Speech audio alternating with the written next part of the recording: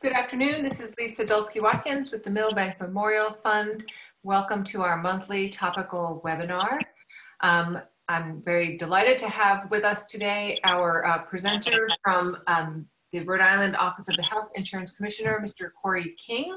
But what I'd like to do first is introduce my friend and colleague, Deborah Hurwitz, who has been working in health reform in Rhode Island for many years under many important roles. And currently she's the executive director for the Care Transformation Collaborative, the CTC of Rhode Island. Deb provides program administration, contract development, and strategic planning for this initiative. She has a strong clinical and administrative history, has been doing great work, and I'm going to turn it over to Deb to talk about some exciting publications they've had in the last couple of weeks, as well as to introduce Corey King, our speaker. Great. Thanks, Lisa. Can you hear me okay? Yeah, we can hear you fine. Great. Okay. So just a reminder to, everyone on the phone a few months ago, I think before the holidays, folks have been presenting out on this concept of investment in primary care and sort of where they're at in their state, that agenda forward, which has kind of now, I think, become a broader national discussion, which is fantastic. And so at that time, I volunteered Corey to come and talk to us about the affordability standards in Rhode Island. And the timing was pretty good to do this now because there's been some revisions to the affordability standards. And so Corey will talk all about that. And before I turn it over to Corey, I just wanted to mention that we did recently have a publication published in Family Systems in Health. And it's a brief report. It's in the policy section of the journal, and it's called Rhode Island's Investment in Transformation. And it's a case study, essentially, of sort of like how things have evolved here in Rhode Island and sort of what we've learned and sort of the takeaways for folks that might be heading down this path. I've sent the article to Lisa, and she can distribute that to everybody who's interested. And also, we just released our annual report for 2019. And so that's sort of like, just a nice thing to look through, but you can sort of see, how, the kinds of work that we're doing. But in the article, we talk about, sort of what precipitated this move towards investing in primary care. And it really was a primary care crisis at the time. And then some of the structural and legislative pieces that came to bear that sort of created the Office of the Health Insurance Commissioner and some enabling legislation around the focus on primary care. And, over the years now through the Office of the Health Insurance Commissioner, implementation has been driven in part by the affordability standard. You'll learn a lot about that today from Corey. And then we talked about, some of the, work that we did around patient-centered medical home. You all are really familiar with that type of work. And then some of the things that came out of our experience in implementing PCMH with regard to other clinical programs that we have since really focused on, and that being integrated behavioral health in primary care, and then community health teams that address the social needs of patients, as well as behavioral health needs. So I welcome, and urge you to take a look if you'd like at the article.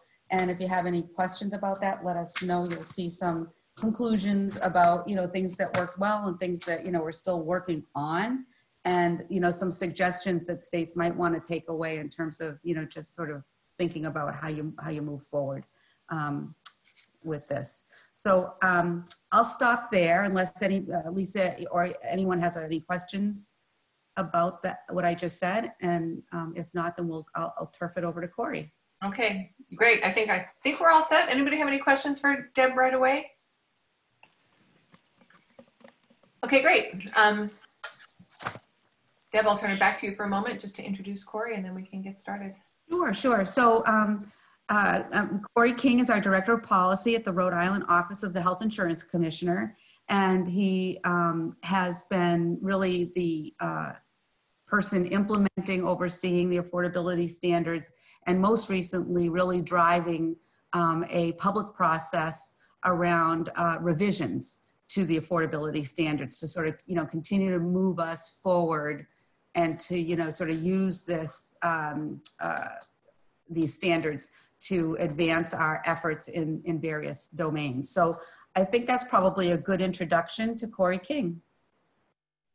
Thanks, Deb. That was indeed a very good introduction, and I don't have to cover most of the ground. Once again, Director of Policy at the Office of the Health Insurance Commissioner. In addition to overseeing the development and implementation of the Office's affordability standards, I also manage our prior approval rate review program for comprehensive major medical plans in the individual and group markets. And I can talk a little bit more at length about the relationship between affordability standards and our rate review authority. I've been with the office now for almost 6 years, though I've had some affiliation with it going back to 2011 when I was a student taking a class at Brown University, and I had a professor named Chris Kohler who was the first health insurance commissioner of the state, and he brought me on as an intern, and it's been a great pleasure for the last 8+ years to see the development of policy from the standpoint of this office and just be part of the great work that's going on in Rhode Island, which Deb is a very key participant of.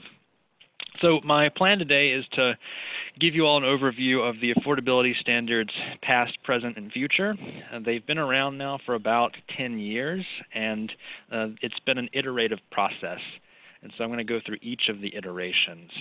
But first, by way of background, the Office of the Health Insurance Commissioner was created by statute in 2004, and the agency has the traditional charge of an insurance department, which is to oversee the solvency of health insurance companies and to protect consumers.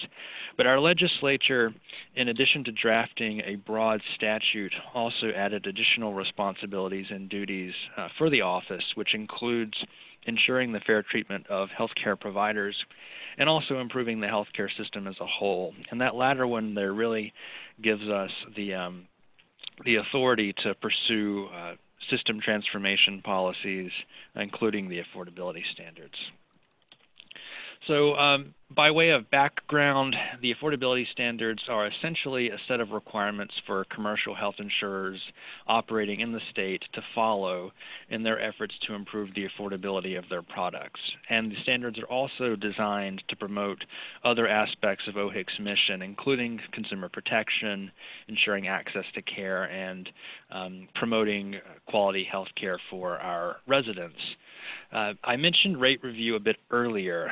If you're interested in understanding the legal basis of the affordability standards, you'd have to actually look at our prior approval rate review authority, where when health plans propose premiums, which we review, they have to meet a couple of statutory standards, one of which is that the rates set forth have to be consistent with the proper conduct of the health plan's business, and secondly, they have to be consistent with the interest of the public. And it's that public interest criterion where OHIC has, I think, very appropriately construed a consumer interest in affordable health insurance. So much of access to care depends on having health insurance coverage. And so about 10 years ago, our first commissioner, Chris Kohler, looked at his statutory mandate and said, how can I systematize these expectations for insurance companies so that I can judge that the rates they're setting forth and the policies that as a health insurance company they're pursuing are advancing affordability. And that's basically what the affordability standards attempt to get at.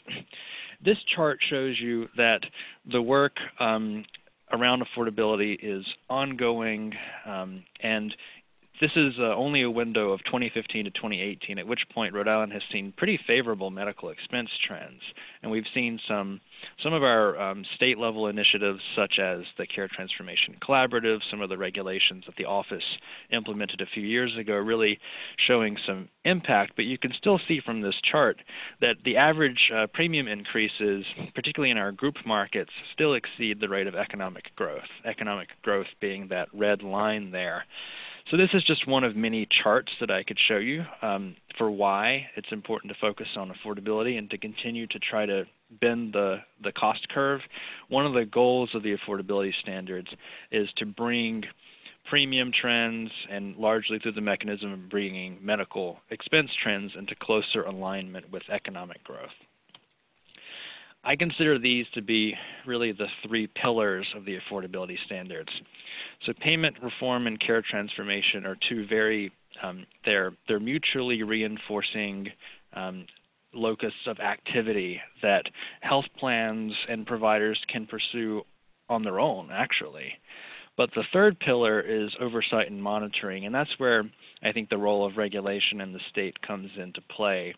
To the extent that payment reforms and care transformations require collective action across the entities in the healthcare sector, when you can have a regulator like the Office of the Health Insurance Commissioner, or whether you have a purchaser like a Medicaid program that can set forth goals, requirements, and then conduct oversight and monitoring, you really, I think, put together a good blend of actions there. So again, much of what I'll talk about today really focuses on payment reform, care transformation, and then the role of the state in conducting oversight and monitoring. The first wave of the affordability standards was developed back around 2008, 2009, and then set into motion around 2010. And at that time, Chris Kohler, our first commissioner, I think in pondering what could he do that would be transformative and would, in theory, impact medical expense trends, he identified primary care as an area that we required increased investment and attention to. And so there's a lot of research out there that countries that have more resources in their primary care tend to observe better health outcomes, better healthcare system outcomes. And I think even recently, some of the work that's being done by the Patient-Centered Primary Care Collaborative, if I got that right, I think it's the PCCCC, they're publishing research which looks at the association between primary care spending and certain system outcomes like ED visits and avoidable hospitalization. But the first emphasis was on primary care. How can we raise the level of investment in primary care in the state such that it's at a greater parity with other high-performing healthcare systems around the country, if not the world? But not just sufficient to focus on increased investment in terms of dollars, but can we, as the regulator, help guide the particular initiatives, policies, systems that those dollars are supporting? And so we put in a few more requirements. Around the time that the affordability standards are being developed, we co-convened along with our Medicaid program a multi-payer patient-centered medical home project, which eventually became the Care Transformation Collaborative of Rhode Island. And that has really been an invaluable resource for the state to conduct primary care practice transformation and to have discussions with payers and providers around system transformation more broadly. So increased investment in primary care, participation in the state's multi-payer patient-centered medical home, which would undergo in future years successive waves of increasing practice transformation. We wanted the health plans to fund the state's health information exchange as a bit of an ancillary service for primary care providers to better communicate information about their patients. And then finally, the fourth requirement at first was very vague. It asked health plans to commit to comprehensive payment reform with hospitals, but it didn't have a lot of specificity to it. But subsequently, Chris Kohler, the first commissioner, decided he needed to put a bit more specificity to that requirement. And that's when we adopted what are effectively price controls for hospital fee schedules. We mandated the shift to DRG-based payment for commercial health plans, and we also required that health plans have quality payment programs for hospitals. So the initial wave of affordability standards, which lasted from 2010 to about 2015, focused largely on primary care transformation, increased investment, and also a bit in just cost containment and very modest steps towards payment reform in the hospital setting. The next couple of charts show you some of the outcomes of that first wave of affordability standards. You can see from this chart that as a market, at least as a commercial market, the percentage of total medical spending dedicated to primary care stood at 5.7% in 2008. It's increased today to over 12%. So we more than doubled the amount of funding in primary care, while at the same time requiring that health plans not increase their premiums to effectuate that. I think in practice, a lot of the shift occurred from limiting the hospital fee schedule growth, which allowed for a reallocation of dollars towards primary care. But there could be other ways that health plans satisfied that sort of budget neutrality condition to increase their primary care investment. But this is a chart that we often show stakeholders, and I think it shows a lot of success. We don't set a market-wide target. Each health plan in our market has a health plan specific target. I'll just also ask that if people are not on mute, and if you have anything in the background, if you could go on mute just to cut back on the background noise. But each health plan has a specific target, and we monitor those on a semi-annual basis.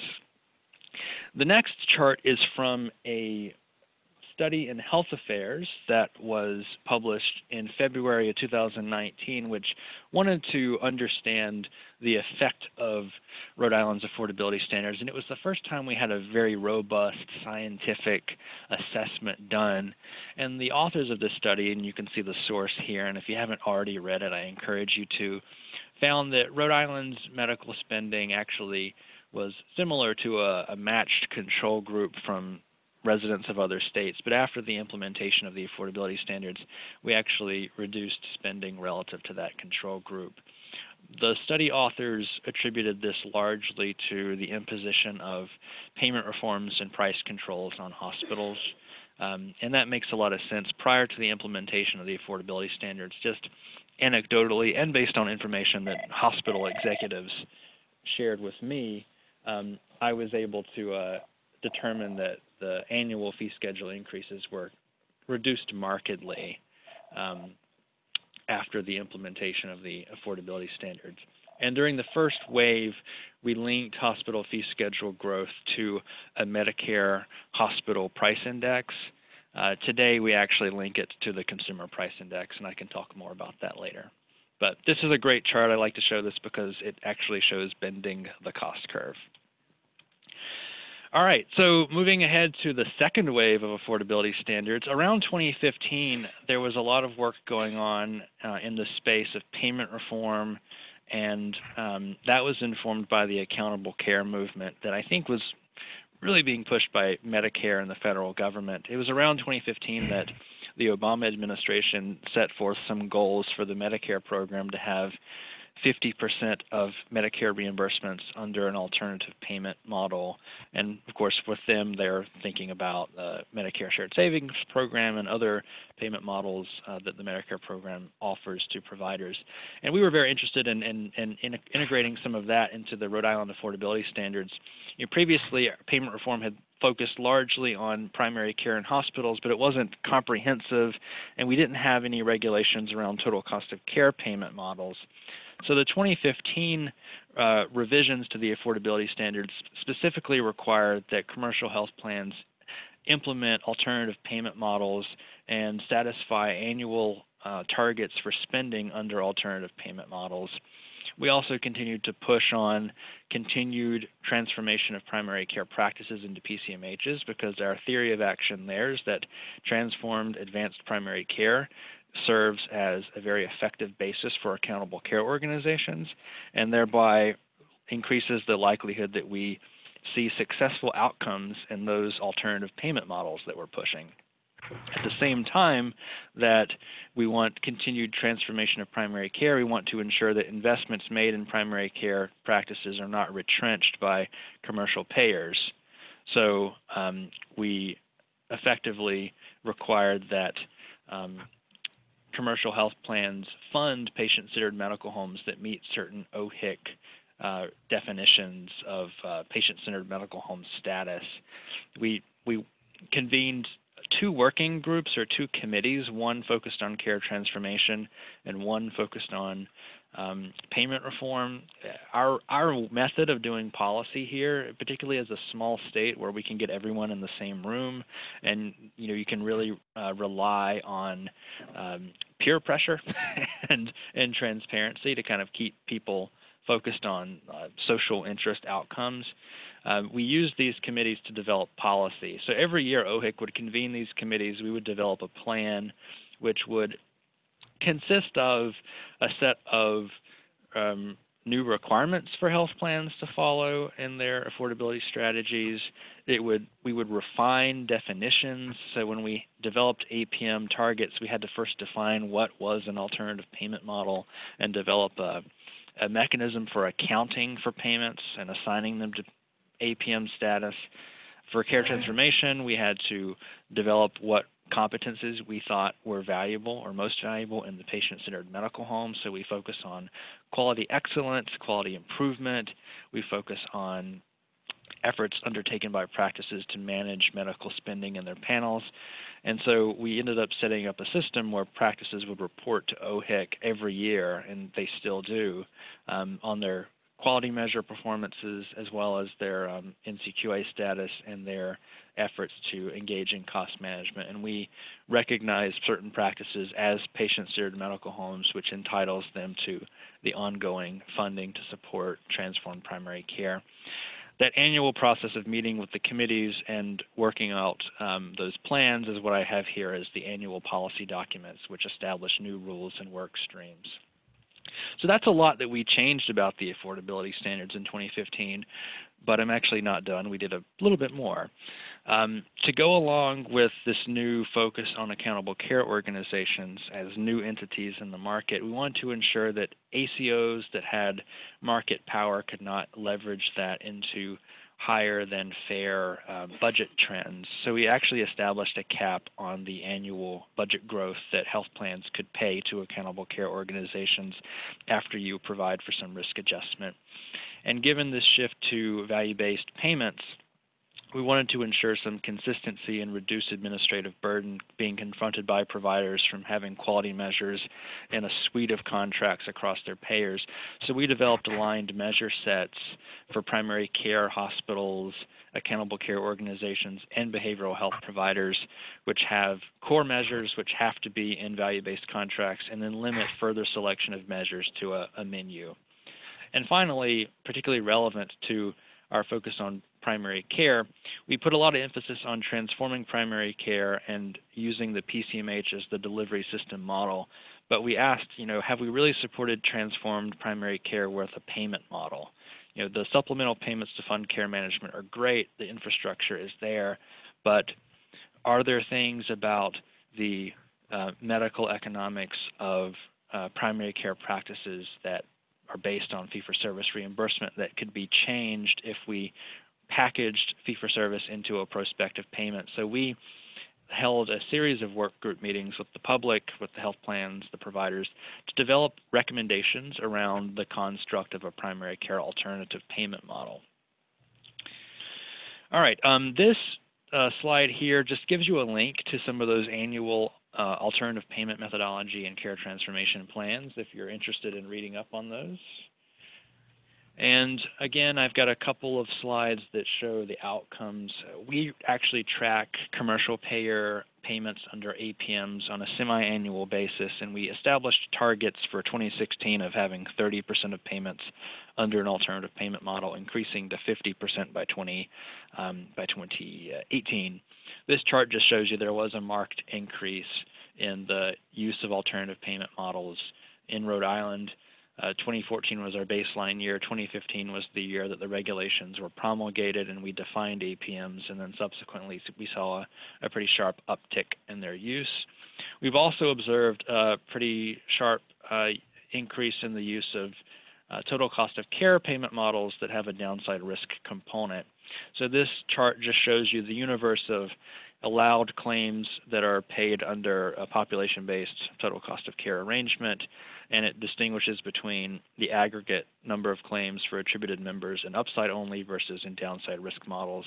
And so you see around 2016 there was a shift in the preponderance of dollars paid under total cost of care arrangements were paid in a downside risk or risk sharing model. So now we're moving to the third wave of the affordability standards. You know, the market changes, healthcare is complex, and affordability is a really challenging and sometimes perceptibly intractable problem. And so you have to change your strategy. And I think that what you do as well in the past certainly conditions what you can do in the future. So those investments we made in primary care were absolutely foundational to our decision set as policymakers as we enter 2020. Some of the stuff that I'm about to show you that we've proposed would not be possible without the increases in primary care investment and without the work that Deb's group with the Care Transformation Collaborative have done around advancing primary care. I do want to say, just as a qualifier, that the proposed revisions are subject to change pending final rulemaking. We've received about 60 pages of comments on the proposed amendments, which we're working through now. So some of what I'm about to present will change a bit. The high-level goals of the version 3 or third wave of the affordability standards are to, again, ensure sustainable funding for advanced primary care. I think the next frontier for us is to support the integration of behavioral health into the primary care practice. And there are a few ways of doing that. One is by identifying potential administrative barriers to integration in terms of payment policies, plan design, and the other is just around payment, ensuring that the actual infrastructure and the human resources are paid. And thirdly, continuing to focus on the transition of payment models to greater downside risk and prospective payment with the intent of strengthening incentives for cost reduction and allowing the greater clinical flexibility and support for team-based care that's possible under prospective payment as opposed to fee-for-service-based payment. This is just to show you that we're in the midst of doing the rulemaking. This is a link to some of the rulemaking documents. We made revisions to our regulation, which contains the affordability standards, but in order to adequately help the public assess the changes, we also wrote a 50-page document. It's really detailing what the changes are, what the rationale for them is, and if you're interested, you can find those by clicking on this link and going to the Rhode Island Code of Regulations website and navigating to the Supporting Documents tab. So next wave, again, we're going to continue to focus on payment reform and care transformation as these mutually necessary and reinforcing sets of strategies with state oversight to help keep them together. But we are proposing to establish standards governing risk-based contracts. We actually have done this a bit in the past where we are proposing, you'll notice that from that previous slide, there was a chart showing the uptick in the use of risk-sharing contracts, but the risk assumption in those contracts, in our judgment, was fairly minimal. And so in order for a total cost of care arrangement with risk to really motivate behavioral changes, you need to have a meaningful level of risk assumption. So we're proposing to add some requirements around common parameters of risk-based contracting, which I can get into a bit later. We also want to address primary care payment. Again, we've invested a lot in primary care. We focused on primary care practice transformation, so we have infrastructure at the practice site. They're focusing on their quality measures. Most of them are participating with accountable care organizations, so there is some total cost of care awareness and discipline. But can we further reform primary care payment to unleash potential transformations at the clinical level, which are not possible or supportable under fee-for-service? So we have some ideas there. Also, we have ideas around alternative payment methodologies for specialists, which has been a really difficult issue to get at, in my opinion.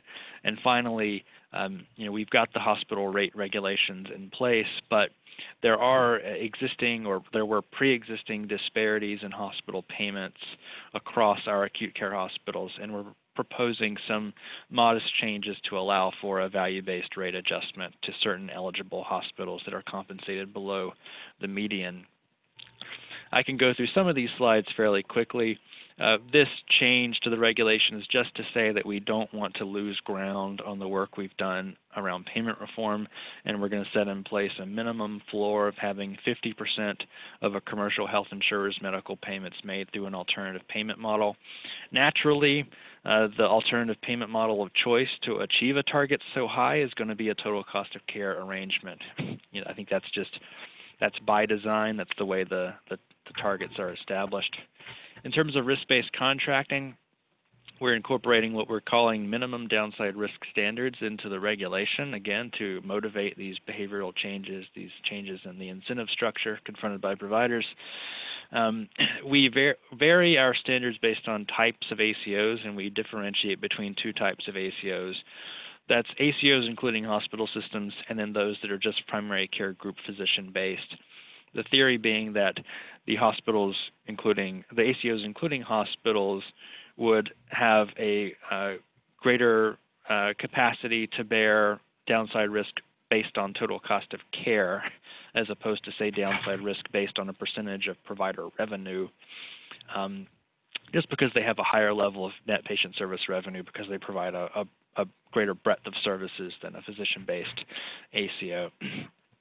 And accompanying the minimum downside risk requirements, which place some standards around those parameters of risk-based contracting, such as risk exposure caps, minimum loss rates, and risk-sharing rates, we're proposing to have commercial health insurers in the state by January 2021 have 30% of their Rhode Island resident insured covered lives attributed to a risk-sharing contract.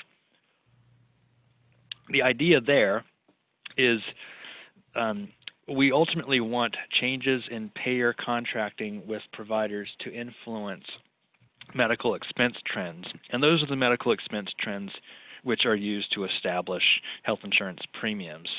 And so I don't think you can have an effective model, a model that will affect changes in medical expense trends enough to influence premiums unless you have adequate coverage of that model.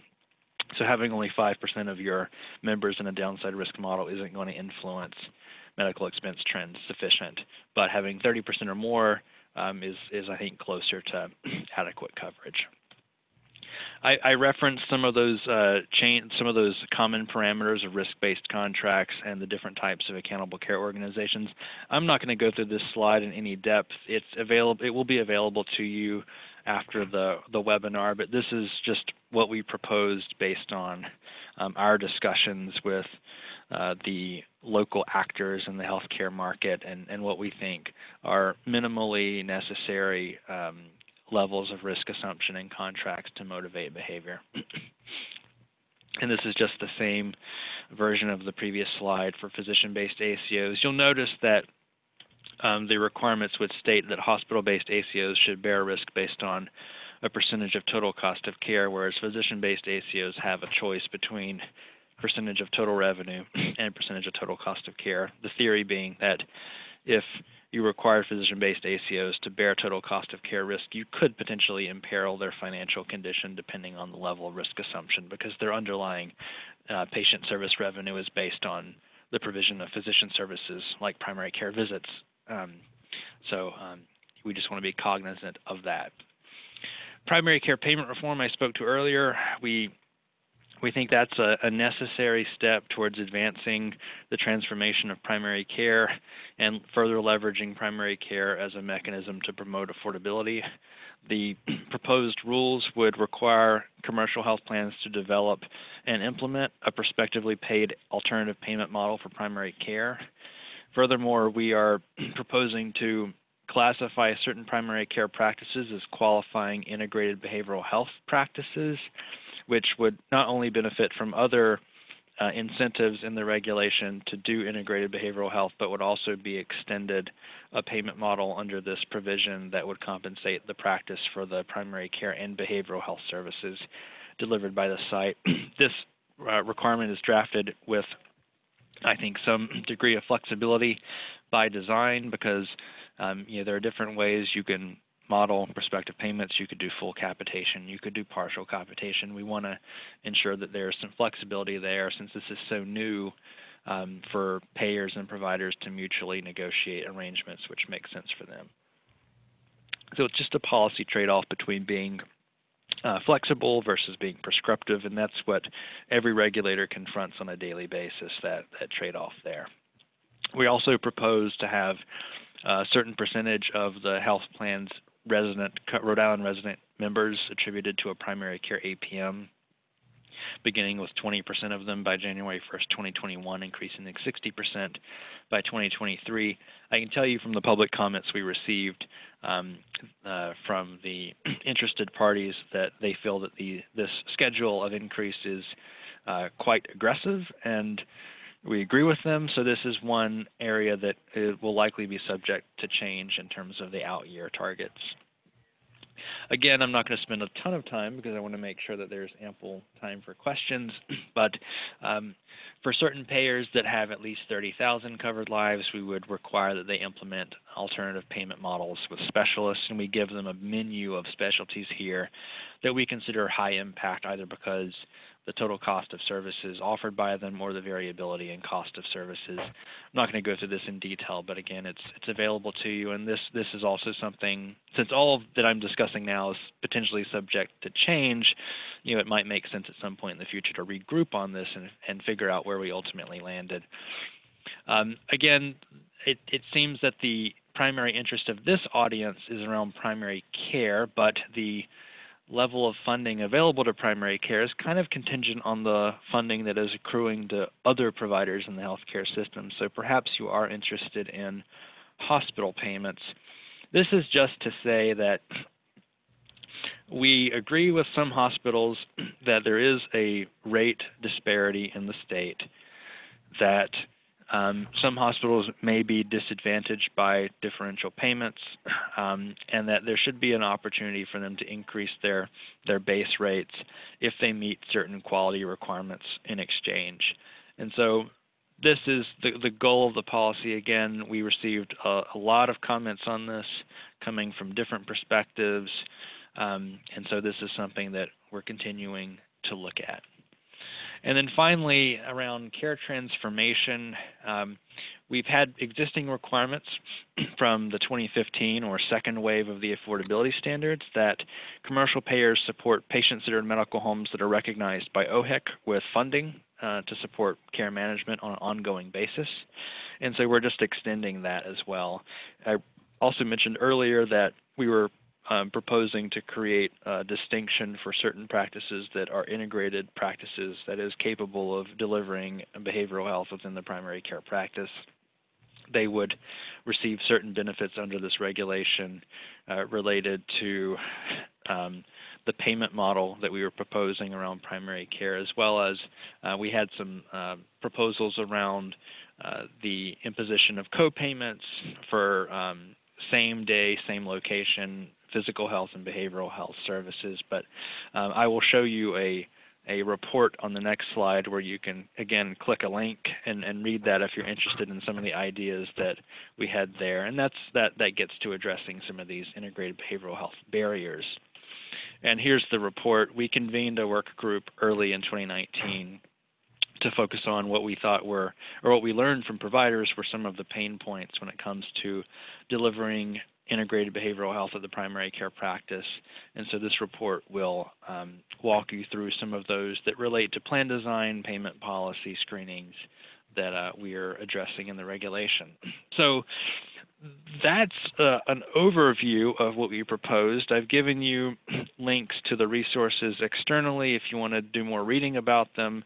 And in the next couple of months, I think OHIC will have more finality around what this final set of requirements is going to look like. But I think you should take away from this today that not only has OHIC placed a traditional emphasis on primary care as being extremely important and foundational to a well-functioning healthcare system capable of promoting affordability, but we continue to hold that sentiment and we continue to exercise our statutory powers in a manner that supports the investment in primary care, supports the emphasis on care transformation and payment reform, and carries that forward. So with that, I will conclude and I will invite your questions. Corey, thank you very much. That was a terrific presentation, and I'm going to unmute all of our colleagues. Who I muted. My apologies. There was a fair amount of ambient noise, but everybody can now speak and ask some questions. It looks like there is one question that's come in on the chat, so I'll start with that from Dr. Shank in Ohio. First of all, thank you for a good presentation, and asked if you can speak more to the impact on the commercial payer market and their employer customers' reactions. And then there's a couple of other sub-questions, but I'll let you deal with that one. Yeah, that's an excellent question. So something I didn't address is, what does this look like from the perspective of the employer, who is the ultimate purchaser of the health plans and who will ultimately bear the cost of promoting this transformation? This money, which health plans pay to primary care practices to support transformation, in which they pay to ACOs to support success under APMs, doesn't just come out of health plan reserves. It comes from premiums. It's priced into premiums.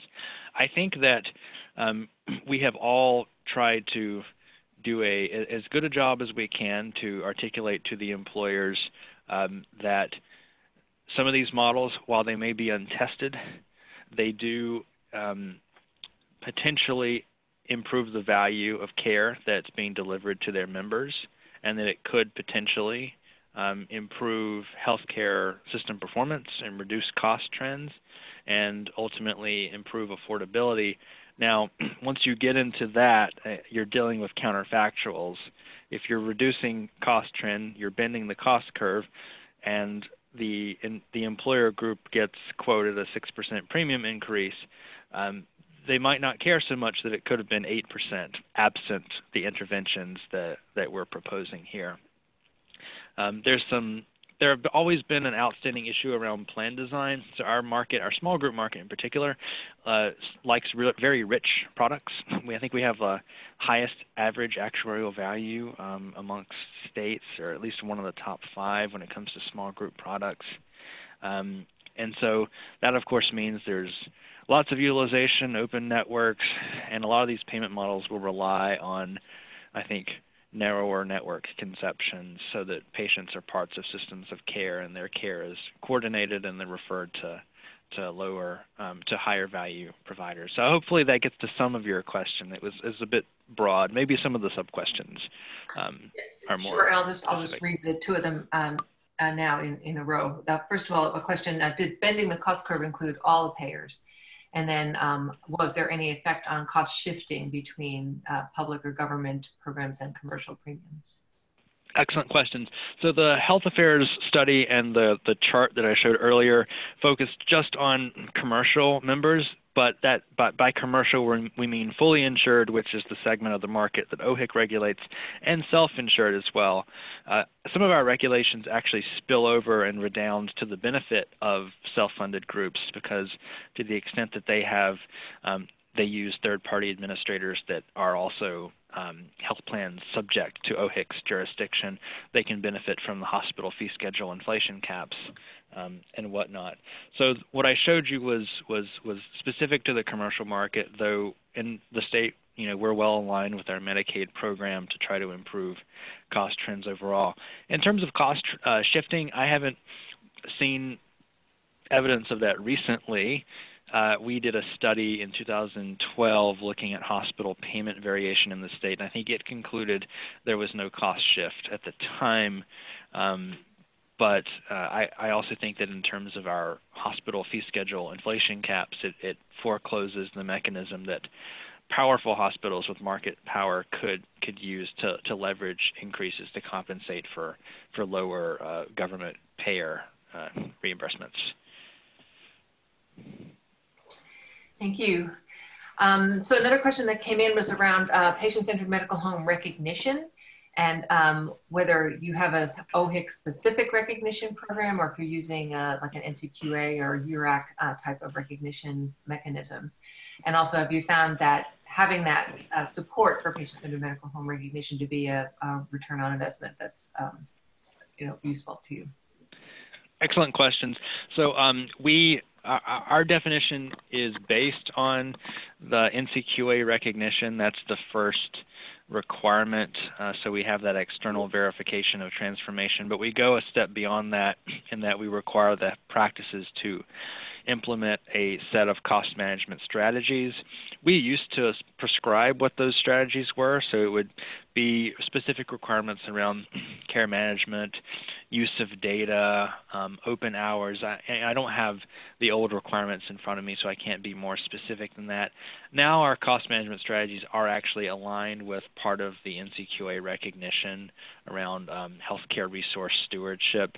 But our third component is quality performance. So we have a set of PCMH measures for adult and pediatric practices, along with certain benchmarks that they need to satisfy. And the practices based on their quality performance may or may not get the recognition. This year, all of the practices did actually get the recognition, which may mean that the quality thresholds are a bit lower than they should be. In terms of return on investment, we haven't done a ROI analysis specific to the activity of OHIC recognized PCMHs. Our large Blue Cross plan has done an analysis of its PCMHs, several years ago, and they published materials which it showed, at least according to them, that there was a return on investment, but they didn't publish like a paper about it or anything. I think conceptually the work of the PCMH early on may have been thought to reduce costs and generate return on investment, but now I think people are beginning to see it as part of a larger picture of providing foundation upon which you need to have commensurate payment incentives in order to generate the outcomes we want to see. Great, thank you. Yeah. So there's one point of clarification just to tell us whether the requirements that you've been describing apply to the Rhode Island's Medicaid program. They do not apply to Medicaid because we don't oversee Medicaid. However, we are very closely aligned with the Medicaid program. They don't have a primary care spend requirement or anything, but they do have a healthcare system transformation project in which they're requiring their Medicaid managed care plans to contract with what they call accountable entities, which are just accountable care organizations using a total cost of care methodology. So we have very sound policy alignment, but the affordability standards don't apply to Medicaid health plans per se. Thank you. Any other questions from, these have been coming in on chat, but everybody should be able to speak if you have questions that you'd like to ask. It's Pano here, I guess with CTC. I just might make a comment around the Medicaid alignment, and for folks familiar with, obviously, and most of us are, with primary care first and CPC plus, even the push from OHIC side to support primary care capitation is certainly along that line.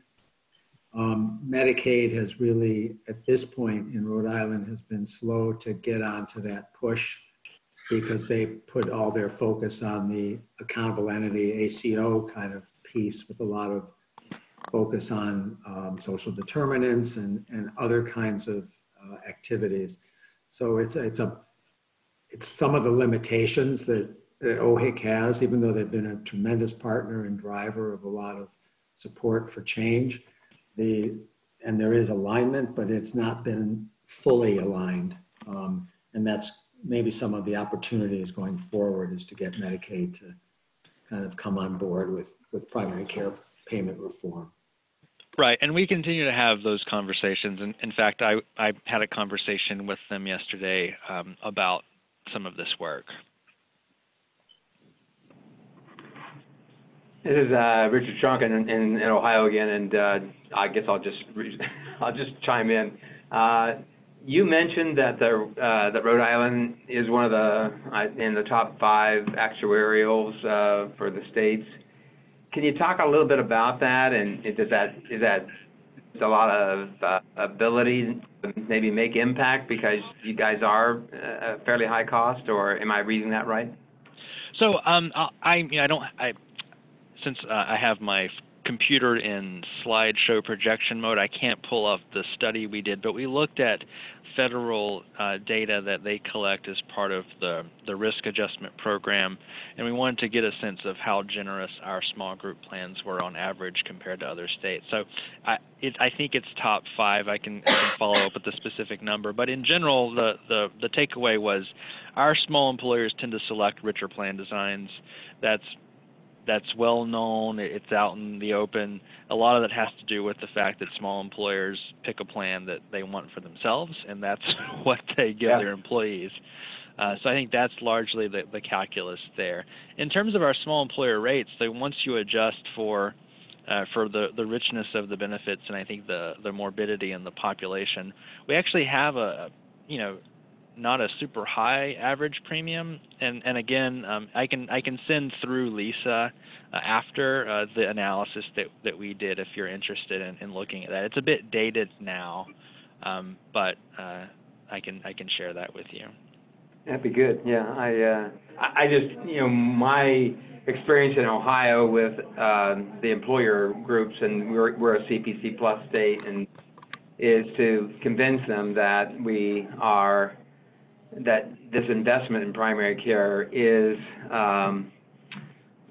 worth it, and that there is a return on investment for them. My concern is that for this to be really sustainable in primary care, I need to have all the payers involved, and we do have. We got 5 major payers and about 4 or 5 other smaller commercial payers. And so I'd be interested. Rhode Island, do you have 1 or 2 or 3, or how? What kind of major payer participation do you have in the state? We have 4 major commercial payers. Our market is fairly dominated by Blue Cross Blue Shield and United Healthcare, and one of our commercial payers is also the dominant Medicaid managed care plan. So it's not as many payers. To your point about engaging employers and trying to convince them that these investments are worth making, we have a health insurance advisory council where we have some employer representation, and we also convene ad hoc meetings. Like right now, we have a working group focusing on the health of the small group risk pool, and some of the discussions around that table have been around what is going on outside of rate setting to improve cost performance. Yeah. That's good.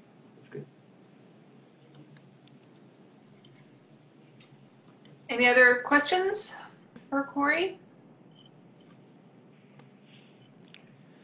And I can just offer, so there's a lot of momentum, it appears, in the country around this concept of affordability standards. We've gotten a lot of requests from other states about the work that we're doing, and we have calls with them, and each state is pursuing a somewhat different strategy, but people are focusing, or policymakers are really focusing on affordability.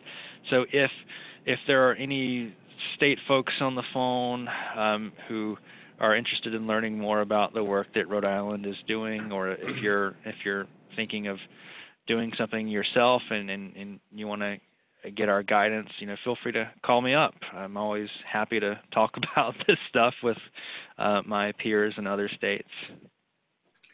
Thank you, Corey. And I think that people are going to be taking you up on that. So we'll be sharing the various documents that were mentioned both by Corey and Deb, as well as these slides we'll have available on our website. And this has been a recorded webinar, so there will be an available recording that you can get through our website as well. Once again, Corey, thank you so much for a really wonderful presentation of very complicated material with long history. And it's a great connection also with our Millbank Memorial Fund president, Chris Kohler, and the legacy he has left you in Rhode Island. So thank you very much for connecting those dots. We have a webinar next month. We have colleagues from New York State who are going to be describing a very exciting and successful process they did to align their quality measures statewide, which is something that has been at the top of a lot of people's lists as they're trying to work in this multi-payer space. So stay tuned for more information about that. And once again, Corey, thank you so much. Deb, thank you for your helping to arrange this. And everybody have a good rest of your day. Thank you. Yeah, thank you. Thanks. Okay. It was a pleasure. Thanks. Thank you.